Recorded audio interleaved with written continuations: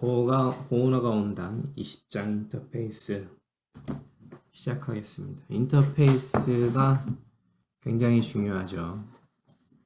사실 슬라이스도 중요했고 인터페이스도 중요하죠.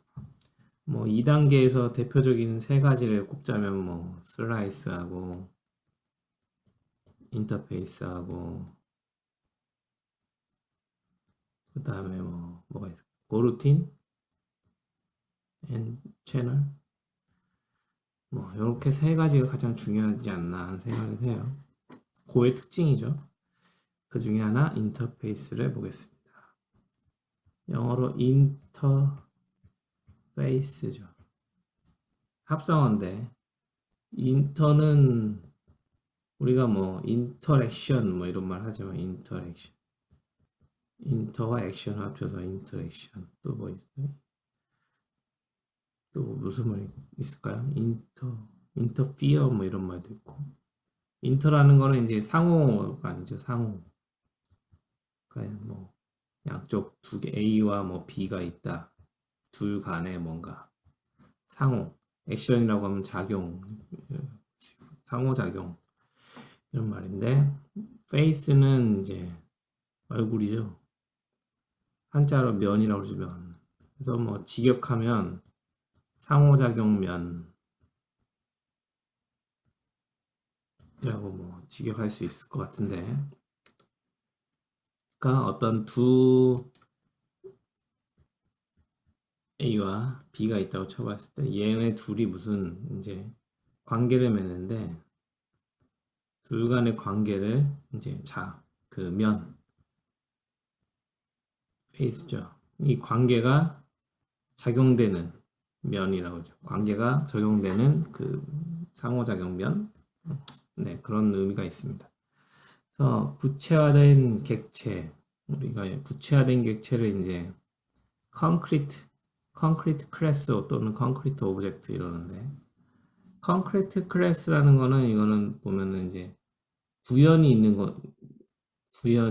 있는 객체라고 보시면 돼요. 그러니까 구현이 같이 있는 객체인데 추상화된 구체화된 객체가 아닌 추상화된 상호작용으로 관계를 표현한다.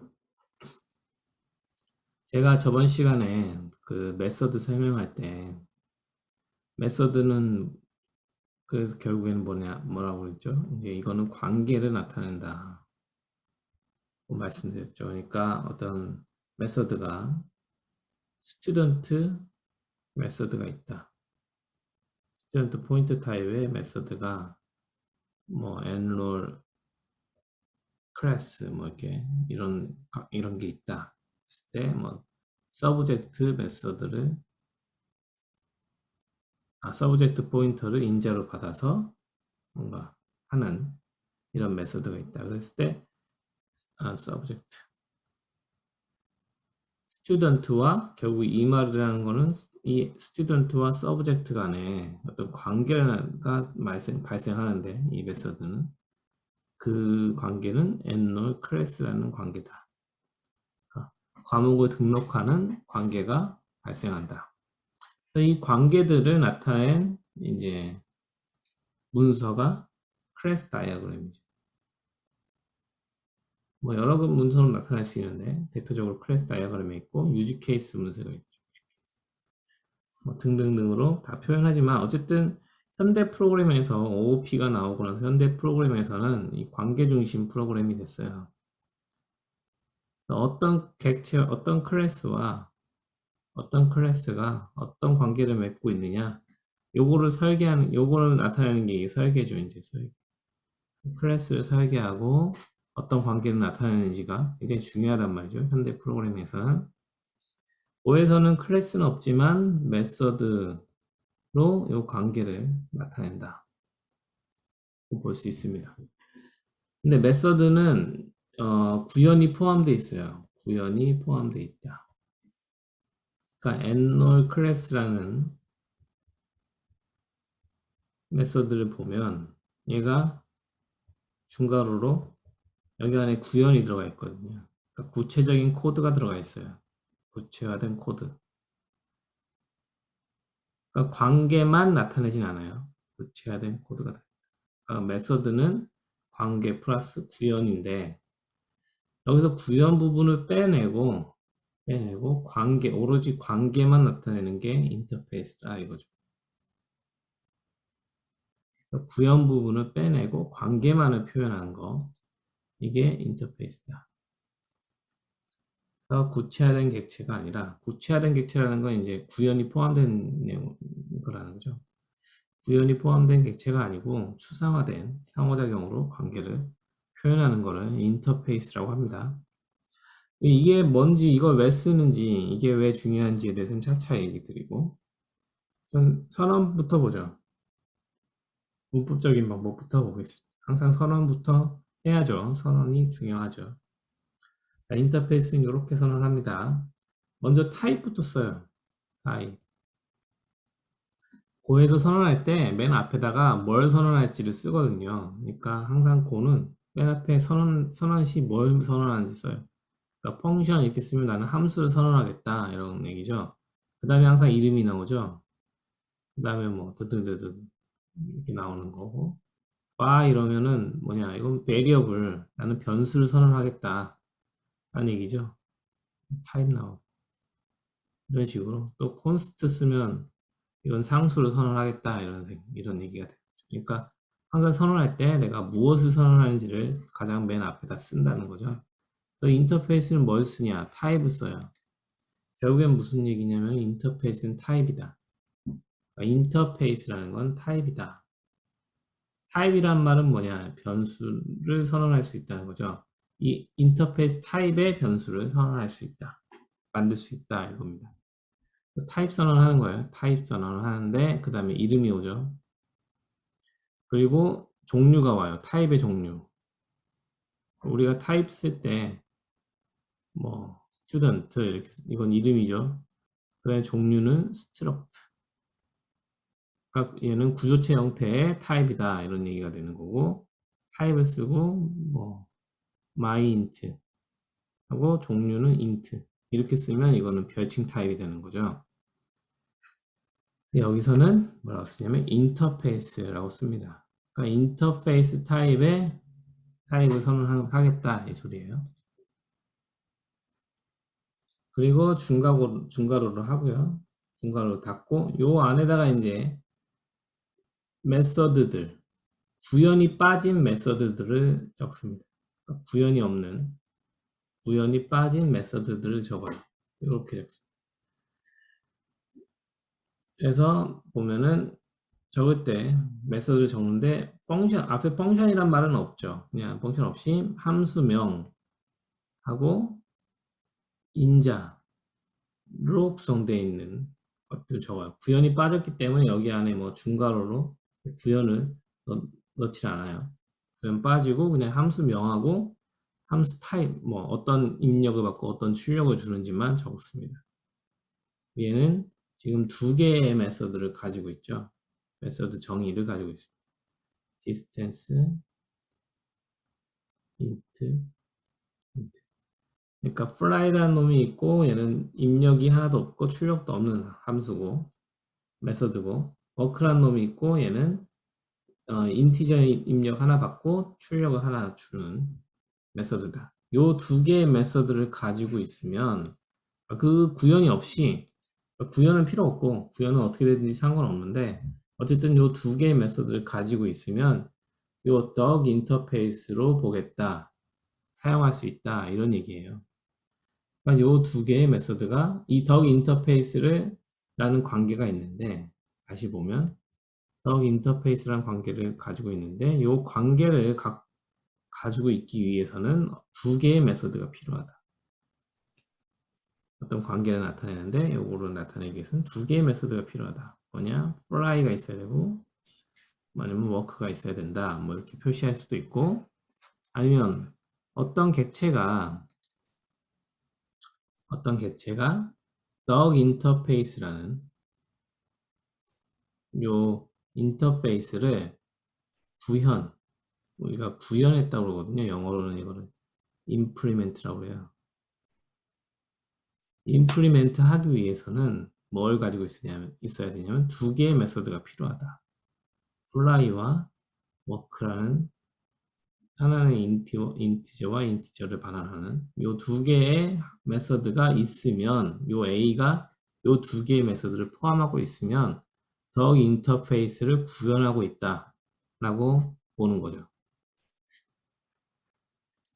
그래서 이렇게 인터페이스를 선언합니다. 중요한 건 인터페이스도 타입이라는 거죠. 타입이라는 거는 변수를 만들 수 있다. 이거고. 자, 인터페이스 규칙 볼게요. 메서드에서는 반드시 메서드명이 있어야 됩니다. 그래서 이렇게 빈칸 지시자를 사용해서 이름 없는 함수를 만들 수가 없어요. 이름을 반드시 지정해 주셔야 돼요. 매개 변수와 반환이 다르더라도 이름이 같은 메서드는 있을 수 없다. 이렇게 지금 스트링 두 개의 메소드가 있는데 첫 번째는 입력이 없고 출력이 스트링이고 두 번째는 입력이 인티저를 받고 출력을 스트링으로 하는 놈인데 이렇게 안 된다는 거예요. 이름이 같으면 같고 이제 뭐 메소드나 반환이 다른 이런 거는 안 된다. 이거는 저기 뭐죠 뭐라 그러죠? 고급 용어로 오버라이딩 연산자 오버라이딩이라고 하죠. 그러니까 C++ 같은 경우는 add 뭐 인티저, add 뭐 플로트, 뭐 add 스트링 뭐 이런 식으로 타입이 다르지만 이름이 같은 애가 여러 개 있을 수 있는데 거기서는 안 됩니다. 이름이 같고 그 타입이 다른 애들이 있을 수가 없어요. 그래서 이름이 같으면 안 된다. 그리고 메서드 인터페이스는 메서드 구현을 포함하지 않아요. 그러니까 구현이 없고 그냥 시그니처 이거를 이제 시그니처라고 그러거든요. 펑션 시그니처. 타입 이름 입력 출력 요거만 나타내는 거를 펑션 시그니처라고 해요. 구현을 포함하지 않습니다. 예제를 볼게요. 20.1번 예제.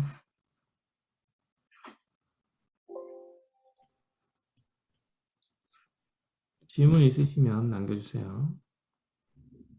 자, 타입 스트링어 인터페이스 얘는 인터페이스 타입이고 함수는 스트링이라는 함수가 있고 메서드죠. 스트링이라는 메서드가 있는 애면 다 스트링거 타입으로 보겠다. 볼 수 있다. 이렇게 보는 거예요. 스트럭처 스튜던트라는 스트럭처 구조체가 있고요. 얘는 두 가지 필드 name, string, age, int 두 가지 필드를 가지고 있고 메서드를 가지고 있어요. 값 타입으로 스튜던트 값 타입으로 string 라는 메서드가 있는데 스트링을 반환한다. 여기서 fmt s printf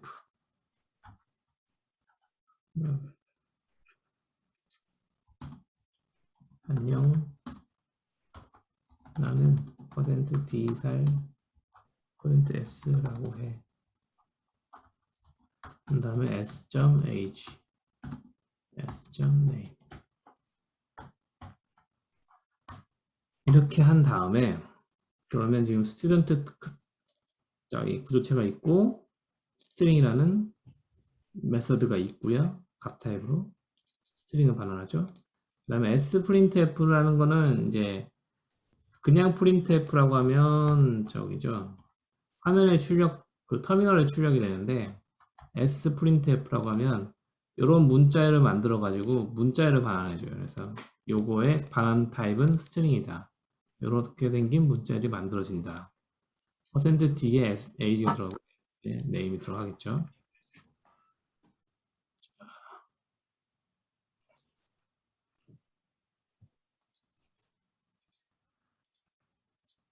그리고 메인에서 student 철수 12살 그래서 바 스트링거라는 게 만들고, 스트링거는 student를 해서 여기서 프린트 f를 하는데 %s %n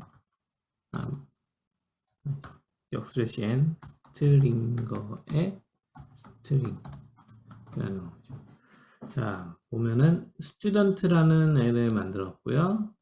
스트링거는 아까 우리가 만들었던 인터페이스 타입이죠. 스트링거 인터페이스 타입의 변수를 하나 만들었고, 스트링거라는 놈에 스트링거는 student, assign이죠. assign. 요 우변에 좌변에 대입하는 건데, 지금 우변이 뭐냐? student죠. structure. 자, 보시면은 제가 예전에 고에서 assign은 항상 두 타입이 같아야 된다고 그러는데, 여기서는 타입이 다르죠. 얘는 인터페이스고 얘는 student다. 여기 이제 유일하게 되는 거죠. 그래서 이거는 요 인터페이스에 그 스튜던트의 이 객체가 요 인터페이스 메서드를 포함하고 있으면 이렇게 가리킬 수가 있는 거예요. 이거는 레퍼런스라고 보시면 돼요. 인터페이스는.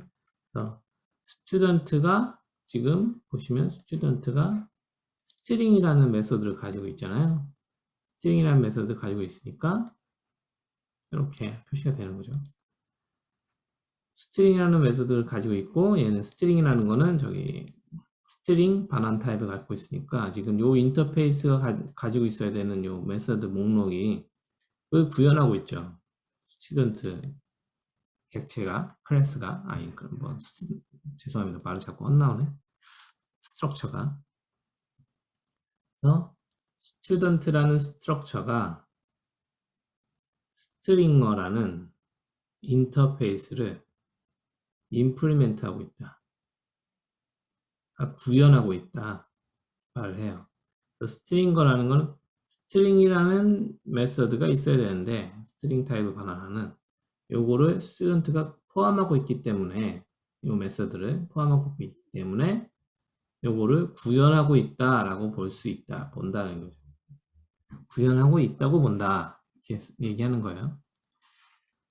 그래서 스튜던트가 지금 구현하고 있으니까 이렇게 대입을 할 수 있어요. 대입을 해서 얘의 스트링이라는 메서드를 호출하는 거죠.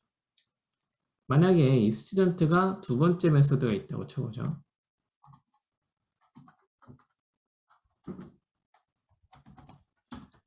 뭐 get age라는 놈이 있다. int를 반환하는 age를 반환하는 이런 두 번째 메서드가 있다고 쳐보죠. 그러면 이 두 번째 메서드를 호출할 수가 있는가? 자, 두 번째 메서드를 호출할 수가 없습니다. sprint 두 번째 메서드를 호출할 수가 없어요. 왜냐? 이 스트링거는 인터페이스죠. 스트링거 타입 인터페이스. 얘가 알 수 있는 거는 요 메서드를 지금 내가 가리키고 있는 객체가 요 메서드를 포함하고 있다. 이것만 알 수 있어요. 이 객체가 다른 메서드를 포함하고 있는지는 알 수가 없습니다. 그래서 얘만 쓸 수 있는 거예요. 스트링 인터페이스 타입으로 정의된 변수는 그 인터페이스가 가지고 있는 메서드만 호출할 수 있다. 그래서 스트링만 호출 가능합니다. 이거는 안 된다. 이렇게 하면 안녕 나는 12살 철수라고 해. 이렇게 표시가 되는 거죠. 자, 이 구조가 이 printf가 동작하는 구조하고 같습니다.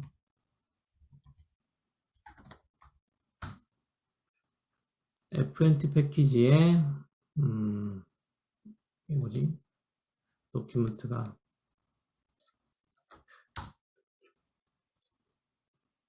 도큐멘트 포맷이 바뀌었네?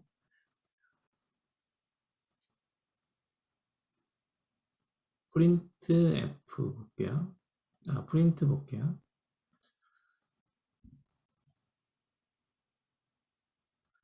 자, 프린트 보면 fprintf 함수가 들어가고, fprint 보면은 do print라는 놈이 있고, 두 프린트 보면 인터페이스를 봤죠. 그 다음에 디폴트 가다가 아규먼트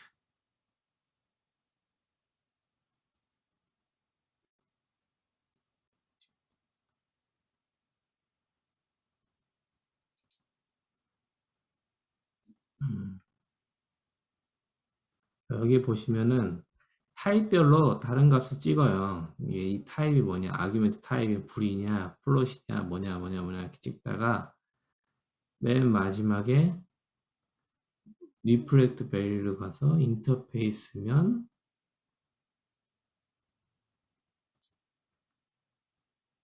여기서 중요한 게 얘가 무슨 타입의 인터페이스냐를 찾아요. 그래서 여기 보시면 고스트링거 타입이냐, 지금 얘가 고스트링거 타입이냐를 찾아요. 고스트링거라는 거는 딱 하나의 인터페이스 타입인데 고스트링이라는 요 메서드를 포함하고 있는 인터페이스냐 이거를 보는 거예요. 그래서 이게 있으면 이 객체는 요거 메서드를 포함하고 있으니까 요걸 불러서 스트링을 만들어서 표시를 해줍니다. 지금 내 printf 내부에서 이런 형태로 어떤 스트링 메서드가 포함되고 있는지 인터페이스로 확인해서 그거를 출력하고 있다 이렇게 보시면 돼요. 그래서 printf도 내부에서 이거 인터페이스를 사용하고 있다. 어쨌든 지금 요 코드만 보면은 스트링거라는 인터페이스가 있고 스튜던트가 있는데 이 스튜던트가 이 스트링거 인터페이스에 포함된 요 메서드를 구현하고 있기 때문에 요 인터페이스로 가리킬 수 있다. 이렇게 만들 수가 있다는 거예요. 가리키고 걔의 인터페이스를 레퍼런스 하는 거예요. 지금 이 스튜던트를 가리키고 있으면 요거를 그 인터페이스 메서드를 호출할 수 있다. 이렇게 보시면 됩니다. 자, 뭐 질문이 있으신가요? 그러면 이제 볼 거는 인터페이스 왜 쓰냐 이거죠. 지금 아까만 보면 그냥 저기 스트링 그냥 호출하면 되잖아요. 여기다 이렇게 스튜던트에서 바로 인터페이스 쓸 거 없이. 그런데 왜 쓰냐는 거죠. 여기 똑같은데 인터페이스로 가리키고 쓰나 그냥 쓰나 똑같은데 왜 쓰냐. 자, 예를 한번 들어볼게요. 예를 들어서 우체국, CJ, DHL, 페덱스, UPS 등 수많은 택배 회사가 있어요. 처음에는 페덱스 패키지를 이용해서, 그러니까 페덱스에서 제공한 패키지, 그러니까 어떤 우리가 쇼핑몰을 만든다고 쳐보죠. 쇼핑몰. 그러면은 물건을 구매하면 배송을 하는데 이때 배송업체가 있겠죠. 배송업체. 그래서 예를 들면 배송업체에서 어떤 API를 제공한다고 그래요. API를 제공해가지고 야 너네가 배송하고 싶으면 여기 API에 포스트라는 API를 써가지고 우리한테 발주를 하면 우리가 배송을 해줄게 이렇게 했다고 쳐보죠. 실제로 이렇게 되는지는 잘 모르겠어요. 어쨌든 페덱스에서 제공한 API 패키지를 이용하는 택배 전송 프로그램을 만들었어요. 근데 하다 보니까 처음에 이거 가지고 썼는데 우체국 택배가 더 비용이 저렴하고 시간도 단축된다는 걸 알았어요. 그래서 서비스를 우체국으로 바꾸고 싶어요. 우체국으로 바꾸고 싶어요.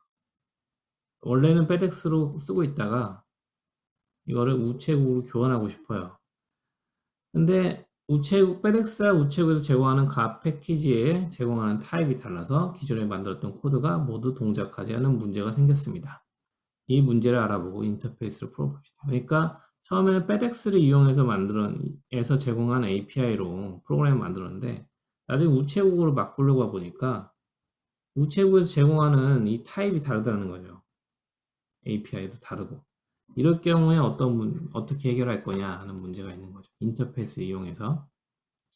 그래서 요거 따라하기를 좀 한번 보겠습니다.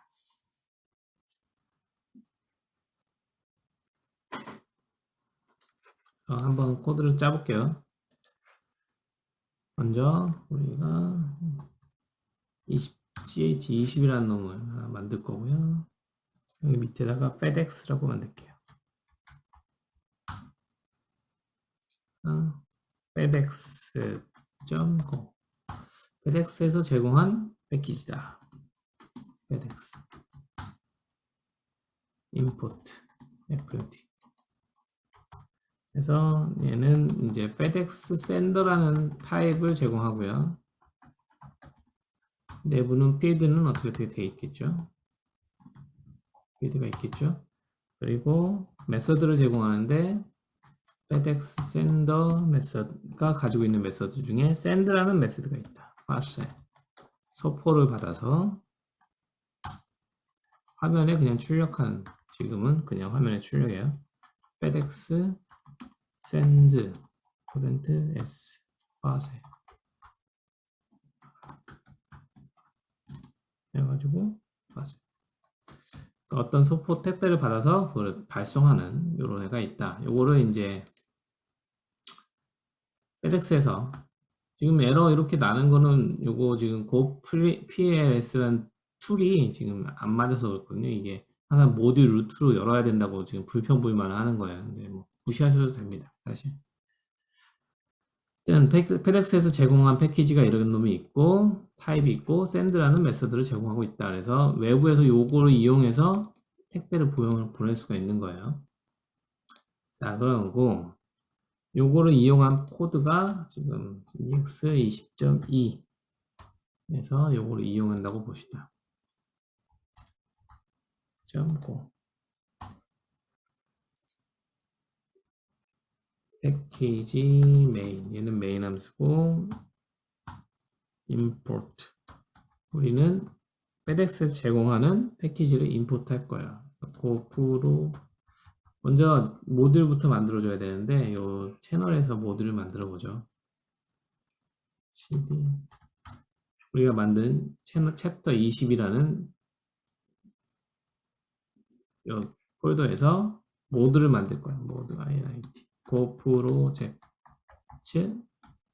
ch20이라는 모듈을 만들 거야. 그러면은 여기가 이제 모듈 루트가 되는 거죠. 그러면 FedEx 패키지를 임포트하기 위해서는 고프로젝트의 ch20의 FedEx죠. 고프로젝트 20, 여기 루트가 고프로젝트 ch20이니까 여기 밑에 FedEx가 되는 거죠. 그리고 펑션 send book name string sender, sender를 FedEx가 제공하는 FedEx sender로 보내는 거예요. 그래서 sender에서 send를 한다. main. 펑션 main에다가 sender는 화면이 너무 작죠.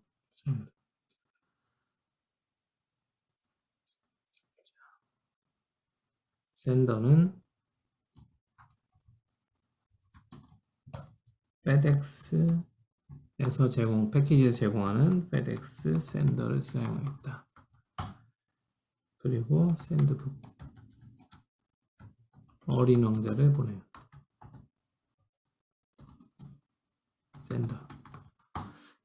sendbook 그리스인 조르바를 보내요. sender. 자, 이렇게 보낸다고 쳐보죠. 자, 이렇게 해서 저장해서 먼저 여기 지금 챕터 20이죠. 그러니까 20.2로 들어가서 그 빌드를 해보겠습니다. 자, 빌드가 됐고 보시면 20.2 exe 파일이 생겼죠. 그래서 실행해보면 FedEx sends 어린 왕자 파스, FedEx sends 그리스인 졸업어 파스 이렇게 뜨죠.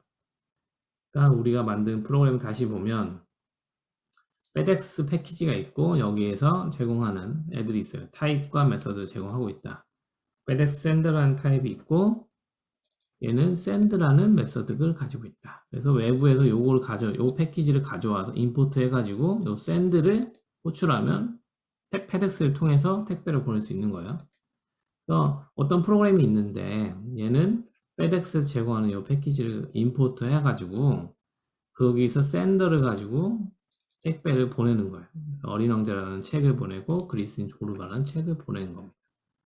자, 이렇게 잘 페덱스에서 제공하는 API를 가지고 잘 쓰고 있었는데 어느 날 봤더니 한국 우체국이 택배를 더 빨리 싸게 보낼 수 있더라. 그래가지고 한국 우체국에서 제공하는 패키지를 쓰고 싶어요. 그래서 코리안 포스트에서 제공을 하는 패키지가 있다고 쳐보죠.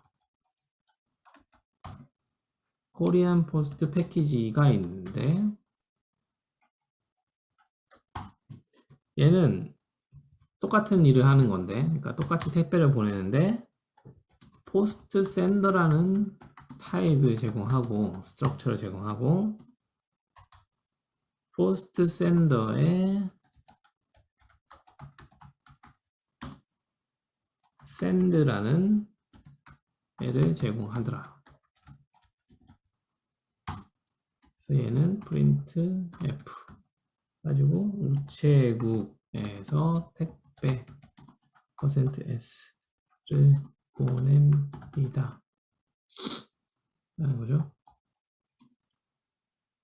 파셀. 자, 이렇게 했다고 쳐보죠. 그래서 우체국 택배가 제공하는 패키지가 있고 API가 있고 샌드라는 펑션이 메서드가 있다. 그래서 바꾸고 싶은 거예요. 우체국으로. 그럼 뭐 어떻게 해야 되나? 우체국으로 바꾸려면 간단하죠. 코리아 포스트로 바꿔서 여기를 이제 바꿔야 돼요. 지금 코리아 포스트로 임포트를 바꿨는데 기존에 있던 코드를 고쳐야 돼요. 왜냐면은 페덱스의 페덱스 샌더가 아니잖아요. 이제는 코리아 포스트의 포스트 샌더로 바꿔야 되는 거예요. 이걸 코드를 코리아 포스트의 포스트 샌더로 바꿔야 돼요. 여기도 바꾸어야 되고 여기도 바꿔야 되고 바꿔서 저장하고 다시 빌드 해보면 다시 빌드해서 실행해 보시면 자 우체국으로 이제 바로 이제 우체국에서 택배 어린 왕자를 보냅니다. 우체국에서 택배 그리스인 조르바를 보냅니다. 이렇게 바꿀 수가 있어요. 근데 문제는 뭐냐면은 기존 코드를 바꿔야 된다는 상황이 생기는 거죠. 자 이렇게 보시죠. 기존에 이렇게 쓰고 있는데 우체국을 바꿨어. 근데 바꿔 쓰고 있어. 근데 어느 순간 봤더니 DHL이 더 싸다는 거야. 그럼 DHL을 또 바꿔야 돼요. 그럼 코드를 또 DHL 아니 우체국 택배를 쓰던 패키지를 쓰던 애들을 전부 다 다시 바꿔야죠. 지금 사용하고 있는 부분이 한 군데밖에 없어가지고 뭐 간단하게 바꾸면 되지만 이게 코드 전반에 걸쳐서 뭐 많이 펼쳐져 있다. 그러면 그곳을 다 찾아서 다 바꿔줘야 돼요. 이렇게 하는 코드를 산탄총 코드라고 그러거든요. 그러니까 하나의 변경 사항이 생겼을 때 코드 여러 부분을 바꿔야 되는 상황이 생기는 거를 산탄총 코드라고 해요. 샷건을 맞은 것처럼 코드를 바꿔야 된다. 그래서 샷건 수술이라고 부르는데 이렇게 바꿔줘야 된다는 거죠. 그냥 이거를 사용하는 부분은 전부 다. 그래서 이 문제를 인터페이스를 사용하면 쉽게 풀 수 있다. 그래서 어쨌든 간에 무슨 패키지를 내가 어떤 택배회사 거를 사용하든 간에 우리는 샌더라는 인터페이스만 있으면 되겠다 라는 거죠. 얘는 send라는 놈이 있는데 뭐 스트링을 받는 그러니까 이런 메서드를 지금 포함하고 있는 객체면은 우리는 걔를 sender로 쓸 수 있겠다라고 하는 거예요. 그래서 sender로 쓰고 싶다 이런 거예요. 요거를 이렇게 바꿔주면 그리고 sender는 이제 sender라는 인터페이스인데 얘는 지금 페덱스의 페덱스 sender다 이렇게 하시면 자 이렇게 하면 이렇게 바꾸고 빌드를 해볼게요. 하면 페덱스가 이제 보내죠. 왜냐면은 페덱스도 send라는 메소드를 포함하고 있죠. 페덱스에서 제공하는 그 API에 그 페덱스 sender라는 타입이 있는데 걔도 send를 포함하고 있죠. 스트링을 받는 send를 포함하고 있죠. 그래서 샌더 인터페이스를 구현하고 있다라고 볼 수가 있는 거예요. 그럼 페덱스 샌더를 이렇게 샌더 인터페이스로 쓸 수가 있는 거죠. 이렇게 만들어서 이렇게 보내는 거죠. 근데 상황이 바뀌어서 코리아 포스트에서 제공하는 패키지로 쓰고 싶다라는 거예요. 그러면 만들 때만 여기만 바꿔주면 코리아 포스트의 포스트 샌더로만 바꿔주면 똑같이 동작을 하는 거죠. 이번에 우체국으로. 왜냐면 코리아 포스트도 똑같은 메서드 샌드를 가지고 있고 그 스트링을 받는 샌드를 가지고 있기 때문이에요. 그래서 우리가 변경사항은 처음에 이니셜라이즈 초기화하는 부분, 이 부분은 변경해줘야 되지만 그걸 사용하는 부분들은 변경 없이 계속 같은 코드를 계속 쓸 수가 있는 거죠. 그래서 이런 코드가 여러 군데 펼쳐져 있다고 했을 때 인터페이스를 이용하면 처음에 이니셜라이즈 하는 부분만 바꿔주면 나머지는 알아서 동작하는 거죠. 어차피 똑같은 메서드로 동작하는 거니까. 이렇게 인터페이스를 이용하면 어떤 변경사항을 줄일 수가 있어요. 결국에는 추상화를 통해서 그러니까 구현을 빼버리잖아요. 추상화를 하면은 이 뒷부분 구현을 빼버립니다. 그래서 바깥에서 봤을 때, 외부에서 봤을 때 추상화된 영역만 필요한 거죠. 그러니까 이 뒷부분 구현이 페덱스든 뭐 코리아 포스트든 DHL든 상관이 없는 거예요. 바깥에서 봤을 때는 샌드만 필요해요. 우리는 어쨌든 간에 샌드만 있으면 된다. 이게 누가 됐든 간에. 그럼 외부에서는 요거만 보는 거죠. 샌드가 있냐 없냐만 보는 거지. 안에서 뭐 페덱스를 보냈든 코리아 포스트를 보냈든 DHL을 보냈든 관심이 없다. 이렇게 하면 요 뒤에 구체화된 클래스를 구체화된 객체를 가리킬 필요가 없잖아요. 요 추상화된 요것만 가리키면 인터페이스만 가리키면 되니까 뒤에가 페덱스로 구현되든 뭐 뭘로 구현되든 상관이 없다는 거예요. 자, 그래서 추상화라는 거는 보면 내부 동작을 이거 내부 동작이라는 건 구현이죠. 내부 동작을 감추어서 서비스 제공자와 서비스 사용자 모두에게 자유를 주는 방식이라고 보면 돼요. 그래서 서비스 제공자 입장에서 보면은 페덱스나 뭐 코리아 포스트가 있죠. 얘네들도 자기들이 뭐 어떻게 만들든 상관이 없어요. 이 내부에서 자기들 API를 어떻게 만들든 상관없어요. 단지 샌드라는 요 API만 제공하면 되는 거죠.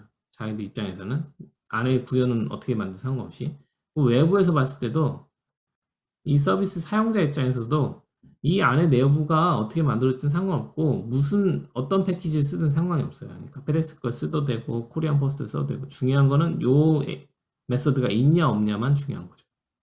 그러니까 외부에서 사용자 입장에서도 요것만 보면 되고 제공자 입장에서도 요것만 구현하면 되고 이렇게 되니까 이런 추상화를 통해서 서로가 편해지는 거죠. 그래서 택배를 보낼 때 페덱스로 보내든 우체국으로 보내든 내부 발송 과정을 자세히 몰라도 보낼 수 있듯이 추상화라면 의존성을 끊을 수 있습니다. 이걸 디커플링이라고 해요. 커플링을 끊는다. 그래서 우리가 프로그램이 지향하는 바가 뭐라고 그랬죠? 로우 디커플링, 하이 코엔시브 그랬죠? 그러니까 의존성을 끊고 낮은 의존성을 하고 높은 결합도를 올리는 게 결국 프로그램의 목적인데 인터페이스는 의존성을 끊는데 사용됩니다. 디커플링 하는데 쓰는 거예요. 디커플링을 왜 하냐? 디커플링을 하면 아까 봤듯이 외부 변경 나중에 이제 프로그램 변경 사항이 생길 때 그 변경 영역을 변경해야 되는 부분을 최소화시킬 수가 있습니다. 디커플링을 하는 이유는 자 추상 계층 abstract layer라고 그러는데 abstract layer 추상 계층이란 말을 해요 우리가. 그러니까 추상 계층은 그냥 인터페이스라고 보시면 되고요. 서비스 제공자가 있으면 이 추상 계층이 있고 인터페이스 레이어가 있고 사용자가 이 서비스 제공자가 제공하는 서비스를 사용하는 사용자가 있겠죠. 그래서 그 영역, 그 두 관계가 두 부분이 만나는 부분, 요거를 인터페이스로 정의할 수가 있다 이거죠. 그래갖고 넓게 보면 이게 하나의 객체, 뭐 하나의 클래스, 아니면 뭐 하나의 패키지, 뭐 이렇게 볼 수도 있지만 서비스 전체로도 똑같은 형식이 적용된다는 이거예요. 가령 예를 들면은 우리가 지금 예를 들어서 웹 서비스가 있죠. 그래서 백엔드 입장에서 보면은 백엔드는 서비스 프로바이더죠. 서비스 프로바이더, 서비스 제공자죠. 백엔드는 여러 가지 서비스들을 제공해요. 그래서 뭐 get 리스트라든가 뭐 예를 들면 뉴스 피드를 한다고 쳐보죠. 그러면은 뭐 최신 뉴스를 가져오는 놈, 뭐는 아니면은 하나의 아티클을 가져오는 놈, 그다음에 아니면 기사를 새로 올리는 놈, 아니면 뭐 기사를 수정하는 놈, 뭐 등등등이 있겠죠. 뭐 모디파이 등등등등 많은 서비스들이 제공하고 있겠죠. 그래서 요거를 이용하는 쪽 웹이라고 쳐보죠. 웹 프론트라고 쳐보죠. 프론트에서는 요 서비스들을 이용해서 페이지를 만드는 거죠. 그래서 서비스 프로바이더, 그러니까 서비스 제공자 입장에서, 백엔드 입장에서 봤을 때도 나는 이 프론트가 어떤 형태로 페이지를 만들지 디자인에는 별로 관심이 없어요. 그냥 내가 제공해야 되는 서비스들만 만들어서 제공을 하면 되고, 프론트 입장에서도 이 뒷부분 백엔드가 어떤 형태로 구현되어 있는지는 관심 없어요. 그냥 얘네들 서비스가 잘 제공하는지만 보면 되고 그것들을 가져와서 쓰면 된다. 그래서 이 두 부분이 만나는 요 면이 있다는 거죠. 요 면이 바로 추상계층이라는 거죠. Abstract Layer. 이 추상계층은 어떤 서비스들이 어떤 형태로 제공되는지니까 서로 API만 적용하면 되는 거예요. API 형식만 알면 되는 거죠. 그러니까 어떤 서비스가 어떤 형태로 우리가 리퀘스트를 어떻게 날리면 어떤 리스판스가 올 건다 라는 것만 정의하는 거죠. 이게 이제 크게 보면은 그 프로그램 전체 어떤 서비스 전체로 보면 이렇게 추상 계층이 있는 거고 API 계층이 있는 거죠. 그래서 API 이름과 중요한 건 뭐죠? 이름과 리퀘스트, 리스판스 이름과 요청, 결과 요것만 중요한 거죠. 요것만 딱 정의한 추상 계층이 있는 거고 코드 내부에서 보면은 뭐가 있냐? 코드 내부로 들어가면 인터페이스라는 게 있다는 거죠. 인터페이스가 있고 똑같은 역할을 한다는 거죠. 넓게 봐도 똑같은 역할이고 좁게 봐도 똑같은 역할이라. 얘는 메서드 이름과 입력, 출력이죠. 입력, 출력을 정의한 게 인터페이스. 똑같이 추상이에요. 그래서 서비스 제공자가 있고 서비스 사용자가 있다. 인터페이스는 이 두 간의 추상 계층을 제공하는 거다. 라고 보시면 됩니다. 자, 그 다음에 덕 타이핑을 볼게요. 덕 타이핑은 덕 타이핑이라고 하는데요. 영어, 한글로 직역하면 오리 타이핑이에요. 오리 타입 설정? 오리 타입이에요. 오리 타입. 자, 어떤 정의냐? 고는 덕 타이핑을 제공하고 있습니다. 고랑 파이썬은 덕 타이핑을 하고 있어요. 그래서 자바나 뭐 다른 언어들은 덕 타이핑을 제공하지 않는데 고나 파이썬은 덕 타이핑을 제공하고 있어요. 이걸 잘 아셔야 돼요. 정의를 볼게요. 만약 어떤 새를 봤는데 어떤 새가 있어요. 그 새가 만약에 오리처럼 걷고 오리처럼 날고 오리처럼 소리내면 나는 그 새를 오리라고 부르겠다. 이게 뭐 옛날 미국의 어떤 사람의 시에서 유래된 말이라고 해요. 이런 시가 있다고 했대요. 어쨌든 어떤 새가 있어요. 사실 이 새가 오리인지 아닌지는 몰라요. 오리인지 아닌지는 모르지만 어떤 새가 있는데 이 새가 오리처럼 걸어요. 이 새를 봤더니 그리고 오리처럼 날아. 그리고 오리처럼 소리를 내. 그러면 나는 콜 얘를 부르겠다는 거예요. 오리라고. 그러니까 실제 이 새가 오리인지 아닌지는 사실 관심이 없어요. 외부에서 봤을 때. 이 새는 뭐가 되든 뭐 황새가 됐든 뭐 아니면은 뭐 비둘기가 됐든 참새가 됐든 상관이 없는데 외부에서 봤을 때 얘가 보니까 오리처럼 걷네. 오리 걷기, 오리 날기, 오리 소리 내기 라는 기능을 가지고 있으면 나는 얘를 오리라고 부르겠다라는 거예요. 이게 바로 덕 타이핑입니다.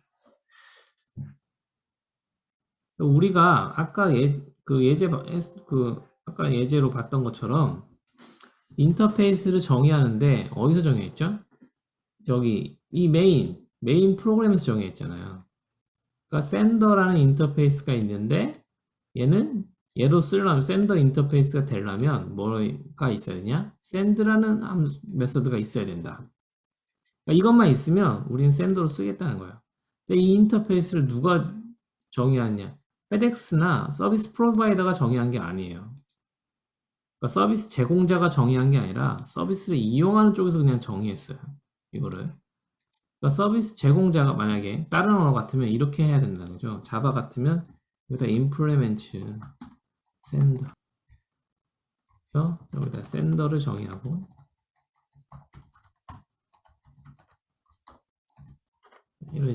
이런 식으로 다른 언어 같으면 이런 식으로 해야 돼요. 그러니까 어떤 인터페이스를 패키지 내부에서 적용을 하고 어떤 타입을 선언할 때 이게 이 인터페이스를 포함하고 구현하고 있다라는 것을 알려줘야 돼요. 그래서 사용자 쪽에서 이거를 얘는 얘를 포함하고 있네. 그럼 얘를 쓸 수 있겠구나 라고 하는 거죠. 근데 덕 타이핑을 하면 어떻게 되냐면은 사실 얘가 이렇게 되는 거는 이렇게 선언하는 거는 뭐냐면은 내가 누군지를 내가 밝히는 거예요. 그러니까 오리가 스스로 나는 오리야 라고 밝히는 형식이죠. 아니면 황새가 나는 황새야, 참새가 나는 참새야 이런 식으로 밝히는 거예요. 그러니까 어떤 타입을 선언할 때 걔가 어떤 인터페이스를 구현했는지 여부를 타입 선언 시에 같이 명시해야 되는 그에 다른 언어들이 그렇게 해야 되는 거고 적 타이핑을 제공하는 고에서는 어떻게 되냐면은 이걸 명시할 필요 없어요. 나는 얘가 누군지가 관심 없어. 얘가 황새인지 참새인지 관심 없어요. 그냥 내가 봤을 때 내가 바라보는 사람 입장에서 봤을 때 얘가 오리처럼 날고 오리처럼 걷고 오리처럼 소리 내면 얘는 그냥 오리라고 하겠다라는 거예요. 그러니까 네가 뭘 타입인지 모르겠지만 샌드라는 메서드만 포함하고 있으면 나는 너를 샌더라고 부르겠다라는 거죠. 이게 덕타입이다. 중요한 건 뭐냐면은 입장의 차이인 거예요. 그러니까 어떤 새가 있는데 이 새가 스스로 나를 오리라고 나는 오리야 라고 주장하는 거죠. 말하는 거예요. 이렇게 말하는 방식이 이제 자바나 다른 언어들 방식이에요. 그러니까 타입을 선언할 때 얘가 올이라는 인터페이스를 구현하고 있는지를 표시를 해줘야 되는 거예요. 선언할 때.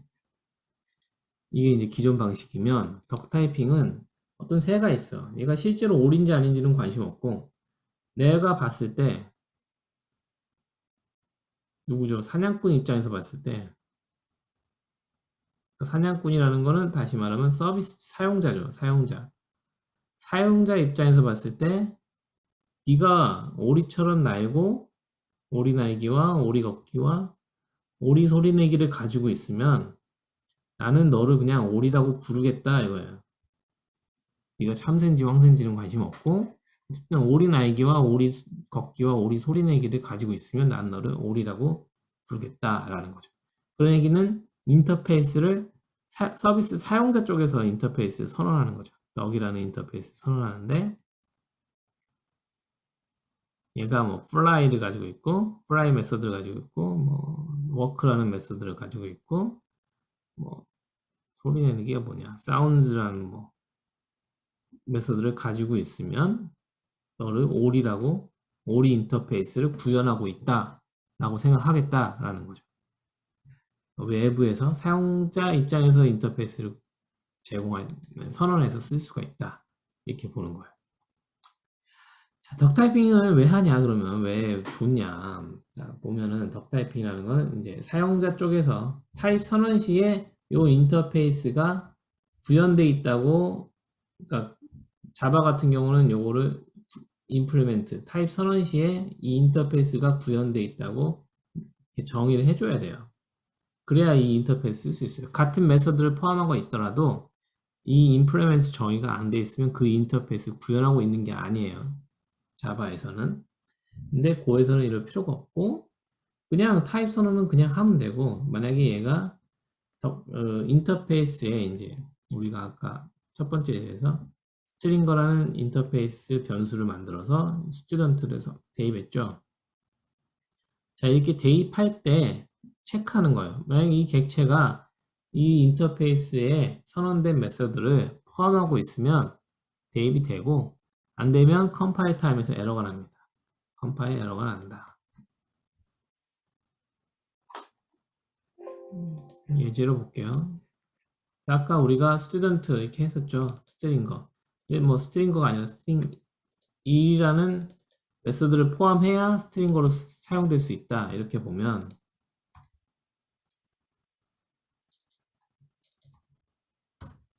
자, 대입할 때 지금 에러가 나는 거죠. 왜 에러가 나냐면은 대입할 때 이 스트링거가 필요한 게 string1이라는 메서드가 필요한데 스튜던트는 string이라는 메서드가 있잖아요. string1이라는 메서드가 없기 때문에 이 인터페이스로 assignment 대입을 할 수가 없다 이거예요. 왜냐하면은 student는 does not implement string이기 때문에. 그러니까 인터페이스 구현 여부를 이 타입 선언 시 하는 게 아니라 이렇게 타입 선언 시 하는 게 아니라 그냥 인터페이스에 대입을 할 때 체크하는 거예요. 얘가 이 메서드가 포함되는지 안 되는지. 덕타이핑은 컴파일 타임에 체크합니다. 컴파일 타임에 체크해서 컴파일러가 나는 거죠. 그러니까 동적 타임에 런타임에 실행 중에 체크하는 게 아니기 때문에 실행 중에 성능은 쓰지는 않아요. 그러니까 빌드 할 때 체크하니까 안 되면 그냥 에러가 되는 거예요. 빌드 자체를 못 해버리는 거죠. 그래서 덕타이핑은 뭐가 좋냐? 사용자 중심의 코딩이 된다. 사용자 중심. 인터페이스 구현 여부를 타입 선언 시 하지 않고 인터페이스가 사용될 때 결정하기 때문에 서비스 제공자는 그냥 concrete class 구현이 포함된 인터페이스 그러니까 서비스 제공자는 인터페이스를 제공하는 게 아니라 구현이 포함된 concrete class만 제공하면 사용자가 필요에 따라 인터페이스 정의해서 사용할 수가 있다. 이거. 그래서 사용자 입장에서도 서비스 제공자 입장에서도 좋은 게 인터페이스 제공할 필요가 없어요. 그냥 콘크리트 클래스만 제공하면 돼요. 그냥 나는 완성된 클래스만 구현을 포함된 클래스 객체만 제공하면 되고 타입만 제공하면 되고 사용자 입장에서는 그냥 쓰면 돼요. 붙여야 되는 객체를 그냥 쓰다가 그러니까 예를 들면 페덱스를 계속 썼어. 쓰다가 교체할 필요가 있을 때 그때 인터페이스를 만들어도 된다 이거예요. 나중에. 왜냐면은 교체할지 안 할지 모르잖아요. 프로그램을 처음 만들 때는 야 우리는 페덱스를 쓸 거야. 페덱스가 제일 좋으니까. 이렇게 생각하고 프로그램 만들었어요. 프로그램 만들 때 당시에 야 이게 나중에 바뀌지 않을까? 우체국으로 바뀌지 않을까? 이렇게 생각해서 미리 인터페이스를 만들어도 좋지만 그러면 우리가 인터페이스 타입도 많이 만들어야 되고 구현 사항도 많아지기 때문에 어떻게 보면 이거는 낭비일 수 있어요. 프로그램에 제작을 할 때 낭비가 될 수 있죠. 그러니까 미리 앞으로 어떻게 변경될지를 모두 예상하고 다 거기에 대비해서 만드는 거는 어떻게 보면 좋은 프로그램 만드는 방법이긴 하지만 낭비가 될 수 있는 거죠. 시간적 낭비, 금전적 낭비가 될 수 있어요. 그리고 아무리 초반에 미래를 예측해서 뭐가 변경될지 예측해서 그걸 대비한다고 하더라도 항상 미래에는 전혀 예측할 수 없는 부분들이 변경되기 마련이에요. 그러니까 우리가 전부 다 예측할 수가 없는 거예요. 그러니까 어떤 예측을 했다고 해서 또 막 어떤 게 바뀔 거야 라고 예측을 했는데 실제로는 안 바뀔 수도 있는 거고 그러면 낭비죠. 괜히 시간만 쓰고 돈만 쓴 거죠. 그리고 또 어떤 게 바뀔 거야 라고 예상했는데 그게 아니라 전혀 예상하지 못한 부분이 바뀔 수 있는 거죠. 그러니까 미리 예상하는 거는 또 좋지만 어떻게 보면 그거는 시간적, 금전적 낭비가 될 수 있으니까 처음에는 그냥 콘크리트 클래스 막 쓰는 거예요. 구체화된 클래스 막 쓰다가 필요가 생기면 그때 인터페이스를 만들어서 그때 바꿔도 되는 거죠.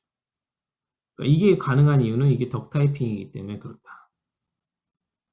그러니까 만약에 처음에 만들 때부터 인터페이스를 제공해야 되는 거면 자바 같은 프로그램이면 처음부터 클래스를 설계할 때 어떤 인터페이스들이 필요한지를 미리 다 만들어 놔야 돼. 타입 선언시에 다 필요하니까 미리 만들어야 되는데 그거는 예상을 해야 되는 거죠. 이 안에 이런저런 인터페이스가 필요할 거야. 근데 말씀드렸듯이 예상을 하는 거는 어떻게 보면 낭비가 될 수 있다. 예상을 했지만 실제 안 쓸 수 있는 거고 전혀 예상하지 못한 인터페이스가 나중에 필요할 수도 있는 거고 그러려면은 나중에 전혀 예상하지 못한 인터페이스가 필요하면 서비스 제공자가 그거를 다시 바꿔서 다시 제공해야 되는 거죠. 그러니까 인터페이스가 바뀌어야 되니까 그게 근데 덕 타이핑을 하면 그게 아니라 그냥 서비스 제공자는 콘크리트 클래스, 그냥 구체화된 클래스만 계속 제공하면 되고 사용자 입장에서는 처음에는 그냥 구체화된 클래스를 막 쓰다가 나중에 필요가 생기면 그때 가서 인터페이스를 만들어도 사용자에서 측에서만 인터페이스를 만드는 거죠. 서비스 제공자는 뭐 인터페이스 그 사람이 만들어 쓰든 말든 관심이 없는 거죠. 자, 이게 바로 덕 타이핑의 장점이다. 이런 거죠. 여기까지 하고요. 이번 시간에는 다음 시간에 마저 하도록 하겠습니다. 인터페이스 되게 개념적으로 중요한 개념이에요. 그래서 인터페이스 쓰는 건 디커플링, 앞에 말씀드렸듯이 그 커플링, 그 의존성을 제거하는데 가장 강력한 도구를 사용한다. 그리고 인터페이스는 추상 계층을 나타내는 거고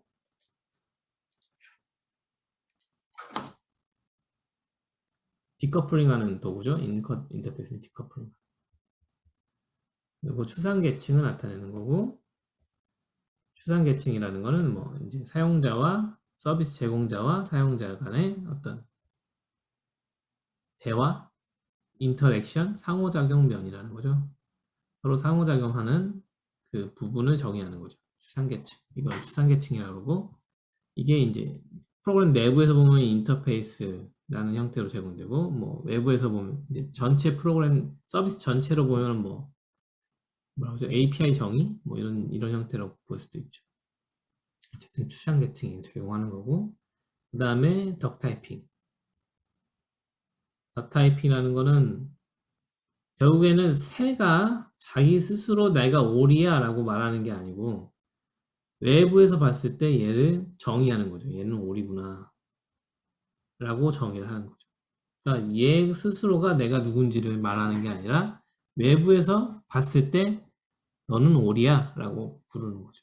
그러니까 사용자에서 서비스 제공자가 인터페이스를 제공할 필요가 없고 서비스 제공자는 콘크리트 클래스, 구체화된 클래스만 제공하면 되고 사용자 입장에서 인터페이스가 필요할 때 그때 만들어 써도 된다 라는 겁니다. 그게 바로 덕 타이핑이다. 혹시 질문 있나요? 자바같이 사용하는 것에 익숙해서 그런지 고의 덕 타이핑이 낯설게 느껴지는데요. 덕 타이핑의 장점은 말씀해 주셨는데 단점은 없을까요? 단점. 사실 저는 단점은 잘 모르겠어요. 왜냐면은 덕 타이핑이 되게 편하거든요. 그러니까 역사적으로 보면은 OOP가 나오고 C++, 자바 이런 애가 나왔는데 이때는 덕 타이핑 개념이 없었던 거죠. 근데 파이썬이 나오면서 덕 타이핑이라는 개념이 나왔고 요거를 제공하면서 고도 요거를 가져온 요거를 선택한 거죠.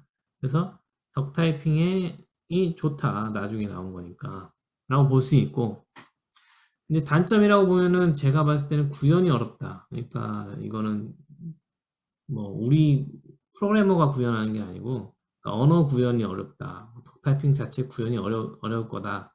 구현 난이도가 덕 타이핑 자체의 구현 난이도가 올라간다는 뭐 부분도 있을 것 같고 아까 말씀드렸듯이 덕 타이핑의 타입 검사를 컴파일 타임이 하거든요. 그러니까 런타임이 한다고 치면 이 객체가 이 타입이 가지고 있는 메서드들을 다 살펴봐가지고 요 인터페이스가 구현되어 있는지 여부를 실행 중에 검사해야 된다고 하면 성능상 문제가 생길 수 있을 거예요. 근데 이거는 뭐 파이썬은 스크립트 언어니까 성능상 런타임에 검사를 하는 거죠. 적 타이핑을. 하지만 고는 컴파일 언어다 보니까 컴파일 타임에 이 검사를 한단 말이죠. 그러니까 아예 메서드를 포함하고 있지 않으면 컴파일 자체가 안 돼요. 그러니까 컴파일 타임에 막아주기 때문에 적 타이핑에 인한 성능 손해는 없다. 고에서는. 뭐 빌드 타임이 좀 늘어날 수도 있지만 고는 빌드 타임이 워낙 빨라서 뭐 크게 문제는 안 될 것 같고, 또 다른 단점을 생각하자면, 굳이 생각해보자면 자바 같은 경우에는 어떤 클래스를 만들 때 인터페이스를 염두를 둬야 돼요. 그러니까 어떤 인터페이스들을 내가 이 클래스가 임플리멘트 할지를 미리 생각을 해야 된다는 거죠. 왜냐하면 클래스 선언시에 구현한 인터페이스 목록을 적어줘야 되니까, 그러니까 클래스를 만들 때 미리 생각을 해야 돼요. 그러니까 아까 말씀드렸듯이 이 OOP로 가면서, 처음에 말씀드렸듯이 OOP로 가면서 설계가 중요해졌어요. 그래서 설계라는 건 뭐냐? 클래스 간의 관계 설정, 클래스와 클래스 간의 관계 설정인데, 이 관계가 무엇이냐? 인터페이스라고 그랬죠. 그러니까 구현을 뺀 관계만 나타내는 걸 인터페이스다 라고 본다면, 설계를 할 때 뭔 설계냐면 이 관계를 설계를 해요. 어떤 클래스와 어떤 클래스가 어떤 관계를 맺냐, enroll 뭐 이런 관계를 맺냐, 이렇게 설계를 하는데, 그러면 설계하면 뭐가 나오죠? 인터페이스 목록이 나와요. 인터페이스 목록이 나오기 때문에 그걸 가지고 구현을 하는 거죠. 클래스를 만들 때 우리가 인터페이스에 미리 목록이 나왔잖아요. 그래서 이 목록을 가지고 구현을 하는 거죠. 처음에 클래스 만들 때 임플리멘트 해가지고. 이런 방식으로 자바가 진행되기 때문에, 자바의 방식은 뭐냐면 설계에서 구현으로 이어지는 방식인데, 그 방식은 사실 인터페이스를 미리 뽑아낼 필요가 없습니다. 설계할 때 미리 무슨 관계 설정을 하겠죠. 얘랑은 무슨 메서드로 할 거야 라는 설계는 하지만, 그걸 인터페이스로 미리 뽑아낼 필요는 없어요. 그래서 구현을 할 때 이 설계에서 나온 인터페이스 중심으로 구현할 필요가 없다는 거죠. 어떻게 보면은 이게 이제 전통적인 방식으로, 그 폭포수 방식, 우리가 어떤 프로그램을 만들 때 폭포수 방식이라고 그러거든요. 워터폴. 그러니까 설계하고 끝나면 구현하고 끝나면 테스트하고 끝나면 완성, 이렇게 가는 방식이 폭포수 방식이에요. 그래서 항상 이렇게 내려간다고 해서 폭포수 방식인데, 전통적인 방식에서는 이제 자바가 좋을 수 있죠. 그러니까 설계할 때 인터페이스 다 끝내고 그걸 가지고 구현을 하고 뭐 이런 식으로. 하지만 그 방식이라는 거는 그게 아니죠. 설계는 항상 바뀔 수 있어요. 구현도 바뀔 수 있어요. 설계와 구현을 한꺼번에 하는 방식. 계속 돌면서 테스트도 계속 해가면서 계속 빙글빙글 돌면서 설계도 계속 바뀌고 구현도 계속 바뀌니까 미리 인터페이스 뽑아낼 필요 없이 그때그때 만들어서 써도 된다. 요거에 더 어울린다. 그래서 이거를 이제 에자일이라고 그러고, 뭐 아니면 뭐라 그러죠? 스크럼 방식으로 갈 수도 에 더 잘 어울린다. 이렇게 볼 수가 있다 이거죠. 물론 자바나 뭐 다른 언어로 뭐 에자일이나 스크럼을 못 한다는 건 아니고 더 맞을 수 있다 이렇게 생각하는 거죠. 자, 그래서 제가 봤을 때는 덕타이핑의 단점은 잘 모르겠다.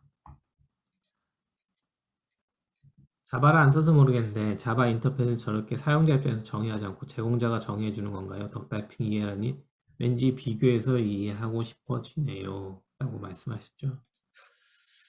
자바 대표적인 클래스 어레이 리스트의 정의를 보면, 자 보시면은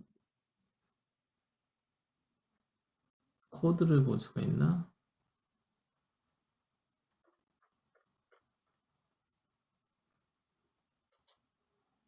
코드는 못 보는 것 같네요. 어쨌든 보면은 이게 자바 클래스의 정의죠. 정의인데 얘가 상속 구조가 지금 오브젝트를 abstract 컬렉션이 상속하고 있고, 그 다음에 abstract list가 얘를 상속하고 있고, 그 다음에 array list가 얘를 상속하고 있다. 그리고 인터페이스가 implement 된 거, 그러니까 serializable, clonable, iteratable, collection, list, random access를 얘가 implement 하고 있다. 이 얘기죠. 이렇게 클래스 선언 부분에서 어떤 인터페이스들이 제공되는지가 나타나 있어요. 자바에서는. 그러니까 항상 선언을 할 때, 클래스를 만들 때, 자바에서는 클래스를 만들 때, 왜 펜이 안 나오네. 클래스를 만들 때 선언부에 저걸 해야 되는 거죠.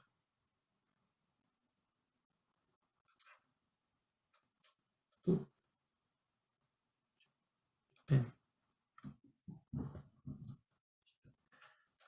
죄송합니다. 이게 지금 펜이 배터리가 다 됐네요. 클래스를 선언할 때 인터페이스를 어떤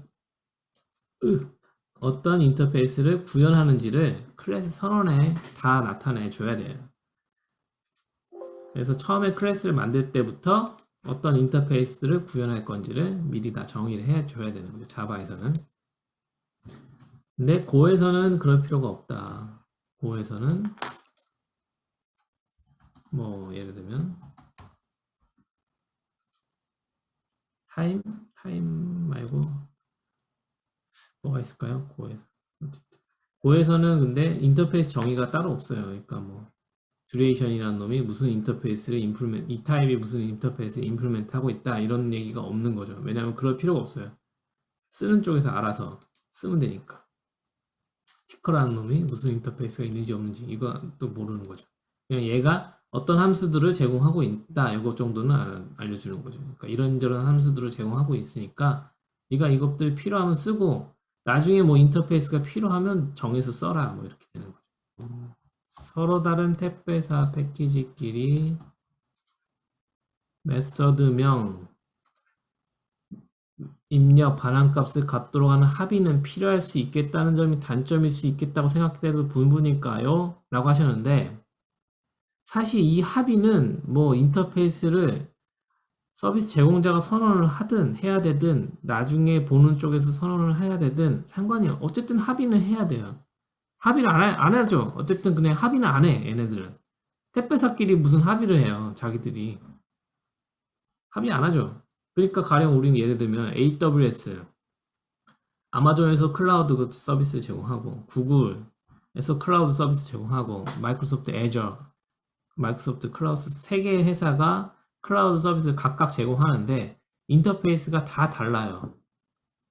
그렇죠? 그러니까 어떤 회사를 선택하느냐에 따라서 구현이 다 바뀌어야 돼요. 인터페이스가 다 다르니까 API가 똑같죠. 택배사들도 서로 합의 안 하죠. 절대로. 왜 합의를 해요? 왜냐면은 회사 서비스 제공자 입장에서는 얘를 묶어두고 싶어요. 사용자들을 나한테 묶어두고 싶어. 그러니까 내가 페덱스에서 제공하는 서비스를 이용하는 그 고객이면 걔가 페덱스 외에 다른 택배사를 선택하기 어렵게 만들어야 돼요.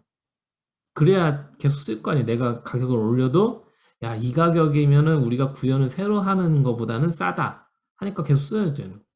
그러니까 AWS를 보면 아마존 클라우드 서비스를 보면 단가가 비싸요. 다른 서비스보다. 하지만 AWS가 선점 효과가 있어요. 먼저 시작했단 말이죠. 그래서 기존의 회사들이 AWS의 인터페이스에 맞춰서 구현을 해놨어요. 근데 AWS가 단가를 살짝 올리거든요. 살짝 올릴 때 기존의 서비스를 만들어서 이용하던 사람 입장에서 봤을 때는 구현을 다 갈아엎어야 돼요. 다른 클라우드로 바꾸려면. 거기에 들어가는 시간과 비용에 따져보면 지금 단가 올라가는 거 싸다는 거예요. 다른 데로 바꾸려면 다 바꿔야 되니까. 그렇기 때문에 AWS가 다른 회사와 차별화된 인터페이스를 제공하는 거예요. 다른 데로 바꾸기 어렵게 만들기 위해서. 그래야 단가를 살짝 올려도 안 바꾸니까. 그러니까 회사들은 서비스 제공자는 절대 맞추질 않아요.